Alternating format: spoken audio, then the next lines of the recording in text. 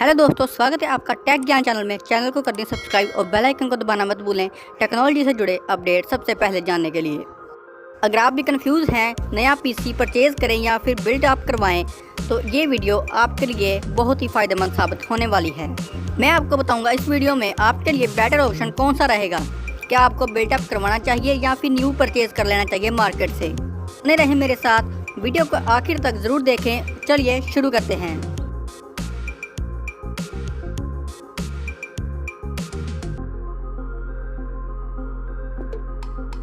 बात करते हैं, अगर हमारे पास पीसी हो, चाहे हम बिल्ड करवाएं या फिर न्यू परचेज करें, तो उसमें क्या क्या ज़रूरी चीज़ें होनी चाहिए। तो इसमें पहला फैक्टर हमारे सामने निकल के आता है स्टोरेज साइज़।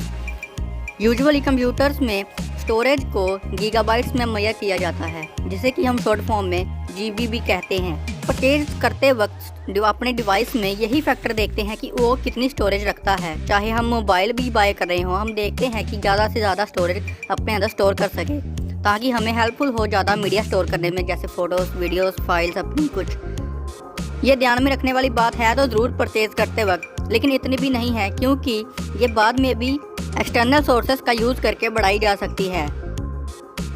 अब आते हैं हमारे दूसरे फैक्टर की तरफ। हमारे CPU का प्रोसेसर या फिर उसकी पावर डायरेक्टली रिलेटेड होती है हमारे PC से। हमारे प्रोसेसर की पावर मुहैया की जाती है गीगाहर्ट्ज़ में, जिसे हम GHz की फॉर्म में भी लिखते हैं। अगर हम चाहते हैं कि हमारा PC बिल्कुल स्मूथ चले, तो ये जितने ज़्यादा नंबर में होंगे उतने ही हमारा प्रोसेसर आराम से स्मूथली काम करेगा। मॉडर्न PC तो अब आ रहे हैं, इनकी एवरेज स्पीड है 3 to 4 गीगाहर्ट्ज़। अगर हम बिल्डअप करवा रहे हैं या फिर न्यू परचेज करने जा रहे हैं PC को, तो हमें ये फैक्टर्स ध्यान में रखने होंगे। CPU की तरह ही GPU या फिर ग्राफिक कार्ड प्लेस एक बहुत ही क्रिटिकल रोल प्ले करता है आपकी मशीन कैसे काम कर रही है। आप घड़ी की मदद से मेजर कर सकते हैं कि आपका ग्राफिक कार्ड कितनी स्पीड से काम कर रहा है। VRAM या फिर video RAM is the amount of GPU has, it is directly related to how powerful it is. मतलब कि VRAM या फिर वीडियो रैम एक अमाउंट है जो आपका GPU होल्ड करता है। ये बताता है कि आपकी मशीन या फिर PC कितना स्ट्रॉन्ग है, कितनी स्पीड से काम करता है। जितना ही ज़्यादा नंबर्स में होगा उतना ही आपका GPU पावरफुल होगा। ये एक बहुत ही इंपॉर्टेंट फैक्टर है अगर आप PC बिल्डअप करवा रहे हैं या फिर न्यू परचेज करने जा रहे हैं। रैंडम एक्सेस मेमोरी या फिर रैम, ये बहुत ही एक इम्पोर्टेंट कंपोनेंट होता है आपके PC का, जहां आप इन यूज डेटा को स्टोर करते हैं। जब आपका कंप्यूटर रन हो रहा होता है, चल रहा होता है, जो आप उस पर काम कर रहे होते हैं, वो सारा डाटा इस रैम में ही स्टोर होता है अपने आप। आप अपनी रैम को कितनी हद तक बढ़ा सकते हैं, ये आपके मदरबोर्ड पे डिपेंड करता है। आप अपने PC को स्मूथली रन करना चाहते हैं तो उसकी ज़्यादा रैम होनी चाहिए, और जितनी ज़्यादा रैम होगी आपका कंप्यूटर उतनी ही एक बारी में ज़्यादा टास्क प्ले कर पाएगा। मल्टीटास्किंग बन जाएगा आपका कंप्यूटर। अब जो मार्केट में PCs आ रहे हैं, उनकी आमतौर पे 8 to 16 GB की रैम होती है। अब तक तो हमने बात की कि अगर आपके पास PC होना चाहिए तो उसमें क्या स्पेसिफिकेशंस होनी चाहिए। अब हम बात करते हैं कि हमें PC बनवाना चाहिए खुद से या फिर नहीं। अगर हम बनवाते हैं तो हमारे सामने वो मशीन होगी जो हमारे डिज़ायर के मुताबिक काम कर पाएगी। जैसे हमने उसे प्रिपेयर करवाया है वो वैसे ही काम करेगी। अब हम बात करते हैं कि हमें ऐसा बनवाना चाहिए, क्या इसकी एडवांटेजेस हैं और क्या डिसएडवांटेजेस हैं। चलिए इस पर अब चर्चा करते हैं। कंप्यूटर अपनी मर्जी से बाहर से बनवाना चीपर, हमें सस्ता पड़ता है कंप्यूटर न्यू परचेज करने से, कि हमें बाहर से इंडिविजुअली हर एक कंपोनेंट लेना पड़ेगा कंप्यूटर में फिट करने के लिए, जो कि हमें बेहतर बिल्टअप क्वालिटी देगा। की वजह से हमारे कंप्यूटर का लाइफ स्पैन भी ज़्यादा होगा, जो कि वर्थ होगा हमारे मनी स्पेंड करने के लिए।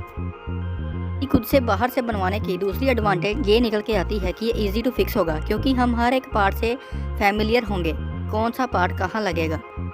क्योंकि हमने इंडिविजुअली खुद पार्ट्स बाय किए थे और हमने फिक्स किए, तो हमें बिल्डअप क्वालिटी भी बहुत ही अच्छी मिलेगी। ये एक बहुत ही बड़ी एडवांटेज है कंप्यूटर खुद से बनवाने की, कि हम अपनी मर्जी के कंपोनेंट्स उसमें डलवा सकते हैं, जैसे GPU, रैम या फिर PC, या फिर बात करें CPU की। ये तो हमने बात की कि PC को बिल्डअप करवाने की एडवांटेजेस क्या हैं।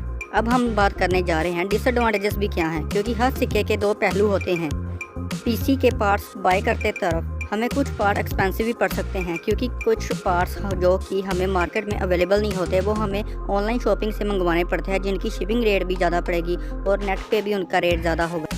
भी इसकी डिसएडवांटेज ये है कि यूज़र एरर, इतने पार्ट एक्सपेंसिव बाय किए हैं और अगर हमसे कोई भी गलती होती है तो हमें बहुत ही नुकसान हो सकता है। उसकी अगर एक भी पिन टूट गई अगर या फिर कोई केबल टूट जाती है तो हमें बहुत ही नुकसान का सामना करना पड़ सकता है। तो पीसी बिल्डअप करने की तरफ इस चीज़ों का ध्यान कुछ रखें तो आपके लिए अच्छा होगा।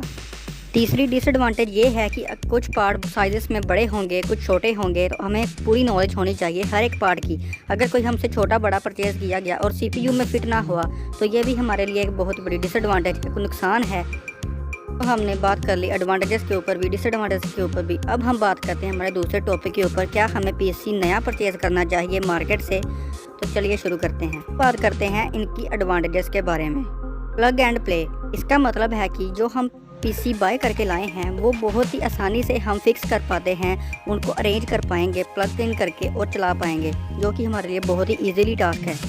एडवांटेज है क्विक डिलीवरी। अगर हम मार्केट से खुद बाय करते हैं तब तो ठीक है, अगर हम ऑनलाइन मंगवा रहे हैं तब भी बहुत इजी है, क्योंकि वो हमारे शिपिंग एड्रेस पर खुद ब खुद आ जाएगा अगर हम नया पीसी बाय करके लाते हैं अपने घर में। तो ये तो अब हमने बात कर ली एडवांटेजेस के बारे में। अब हम बात करेंगे डिसएडवांटेजेस के बारे में कि इसकी डिसएडवांटेजेस क्या है।